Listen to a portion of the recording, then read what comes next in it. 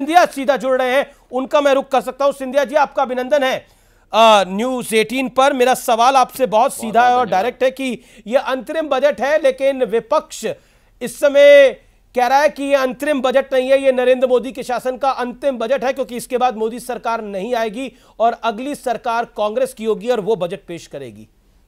आपकी पहली टिप्पणी।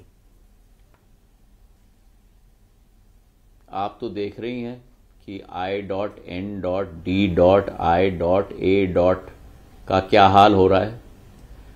पुरानी कहावत है हिंदी में कि मुंगेरी लाल जी की हसीन सपने, उनको पूर्ण स्वतंत्रता है अपने सपने देखने के लिए।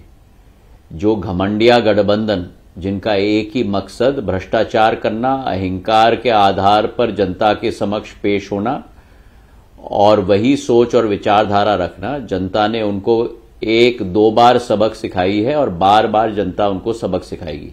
ये बजट प्रधानमंत्री जी का एक गवर्नेंस का बजट है जी। ये बजट प्रधानमंत्री जी का एक संकल्प बजट है जो भारत को एक विकसित देश के रूप में परिवर्तित करेगा। ये एक बजट है जो भारत को एक विश्व गुरु के रूप में स्थापित करेगा। ये एक बजट है जो भारत को स्वतः आत्मनिर्भर बनाएगा। ये लक्ष्य हमारा है और इस लक्ष्य की पूर्ति करने के लिए प्रधानमंत्री जी ने इस संकल्प भाव के साथ पिछले 10 वर्ष कार्य किया है। न रात देखा है न दिन देखा है, केवल भारतवासी के हित को देखा है और भारत माता का हित और प्रगति देखा है जी। और उसी का नतीजा है कि आज भारत में एक क्रांति आई है। आप जहां भी देखो एक नवनीतीकरण हुआ है, एक आधुनिकीकरण हुआ है। भारत की संस्कार और संस्कृति और प्रभुता को भी आगे बढ़ाते हुए भारत को विश्व पटल पर निखारने का कार्य प्रधानमंत्री जी ने किया है। और इससे अच्छा क्या उदाहरण है कि जब फ्रांस के राष्ट्रपति आते हैं और प्रधानमंत्री जी के साथ जयपुर में जाते हैं और एक कप चाय खरीदते हैं, तो प्रधानमंत्री जी वो एक कप चाय फ्रांस के राष्ट्रपति के लिए अपने मोबाइल फोन से यूपीआई के द्वारा खरीदते हैं।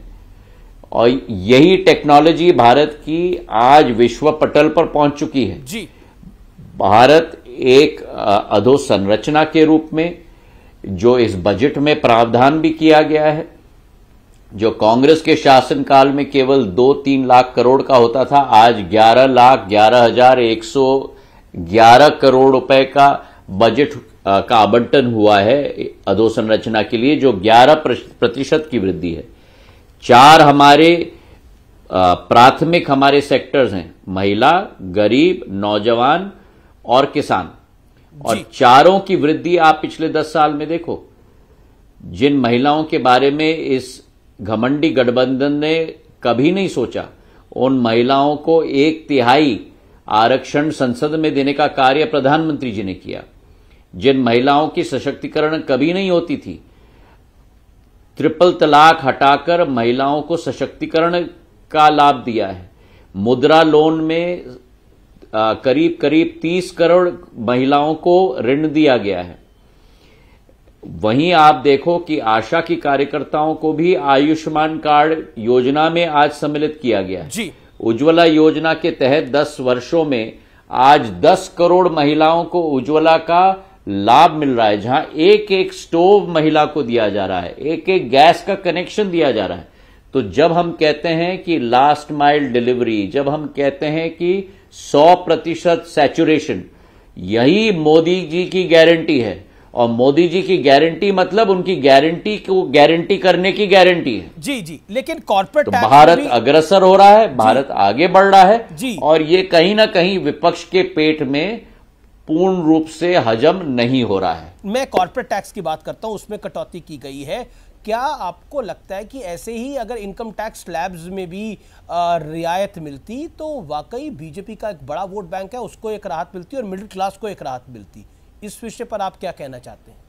टैक्स प्रपोजल्स में कोई भी परिवर्तन नहीं किया गया है क्योंकि ये इंटरिम बजट है जी। पर इस आने वाले समय में जब तीसरी बार जनता प्रधानमंत्री नरेंद्र मोदी जी को आशीर्वाद प्रदान करेगी, भारतीय जनता पार्टी और एनडीए गठबंधन को आशीर्वाद प्रदान करेगी, तो उस बजट जो जून मई में पेश किया जाएगा उसका डायरेक्शन वित्त मंत्री जी ने और प्रधानमंत्री जी ने स्पष्ट कर दिया है। 100% सैचुरेशन महिला, युवा, गरीब और किसान के ऊपर आधारित होगा। अधोसंरचना में वृद्धि होगी।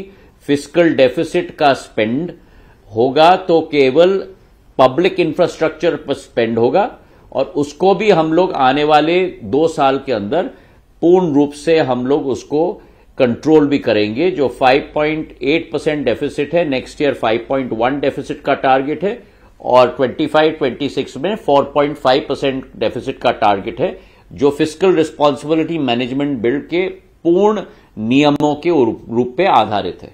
जी, मल्लिकार्जुन खड़गे जो कि कांग्रेस पार्टी के अध्यक्ष हैं, उन्होंने बोला है कि ये जो बजट है ये विजन लेस है और इसमें विजन जो है वो टोटली मिसिंग है। क्या आपको लगता है कि विपक्ष अक्सर सरकार कोई चीज करती है जिन तो लोगों के पास ना विजन हो, जिन लोगों के पास ना इच्छा शक्ति हो, जिन लोगों के पास केवल सत्ता का कुर्सी दिखे और उसके लोभ लालच के लिए कुछ भी कर सकें, जिनके मुख्यमंत्रियों को भ्रष्टाचार में सरेआम पकड़ा गया है, जिनको नतीजा जनता ने दे दिया राजस्थान में, मध्य प्रदेश में, छत्तीसगढ़ में, अब उनको तो हर चीज विजनलेस ही दिखेगा क्योंकि उनकी विजन बनाने की उनकी क्षमता ही नहीं है।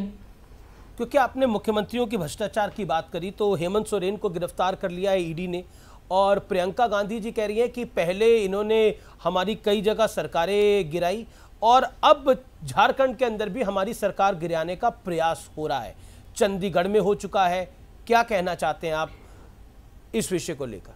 देखिए, जनता ने स्पष्ट कर दिया कि इन घमंडिया गठबंधन, ये I.N.D.I.A,